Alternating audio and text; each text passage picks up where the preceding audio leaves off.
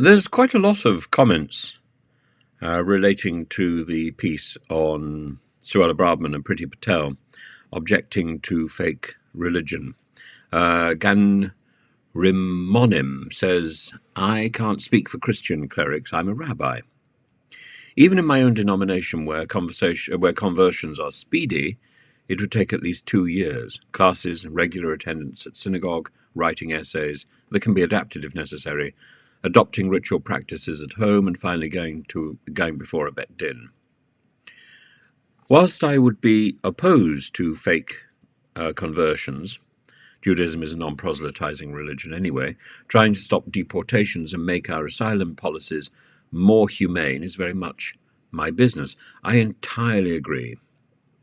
I think I was slightly shocked by the way that Suella Braverman and Priti Patel have linked these two ideas together, that the people who are promoting dodgy certificates of association with Christian traditions, dodgy baptisms, are also the same people who are trying to stop deportations and make our asylum policies more humane. That is the job of anybody, to try to ensure that deportation is humane, that our asylum policies are humane. Asylum is embedded in the great world religions, Christianity, Judaism, Islam, Buddhism, and is a linchpin of civilization. However, the idea of fake conversions, like fake diseases, which certainly there's I came across this in the past.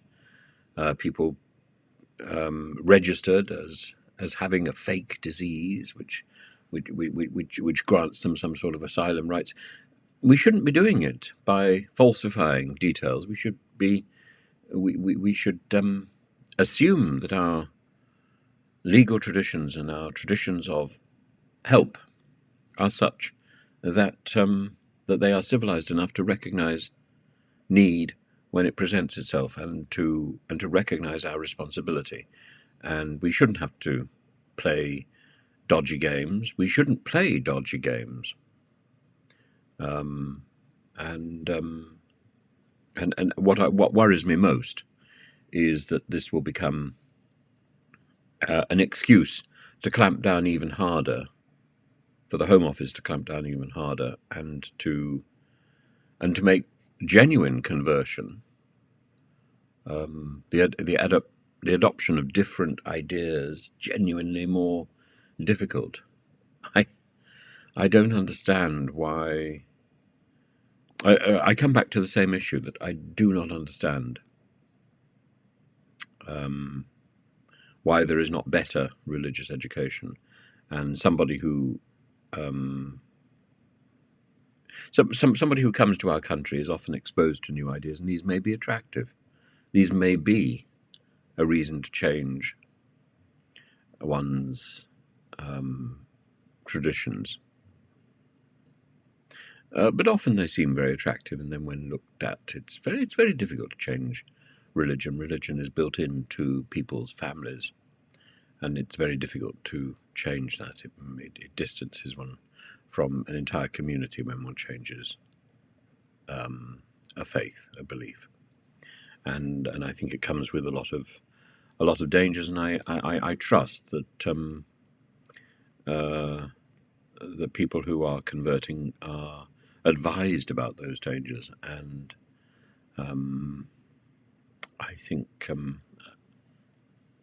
we should be very careful before people are encouraged to, or indeed play the system, and we should be very careful about whether or not we respond in a way that that assumes they're playing a system, or that assumes they're not. I think we have to be very careful, and that requires sound knowledge. And I don't believe sound knowledge is something that is part of our education system at the moment. I simply don't believe it. I've seen religious education from the inside, and I am horrified by what I see. And I'm horrified also by Suella Braverman's assumption, her extraordinary conflation of language when she's describing Christianity, which seems to be something that she has very limited knowledge about.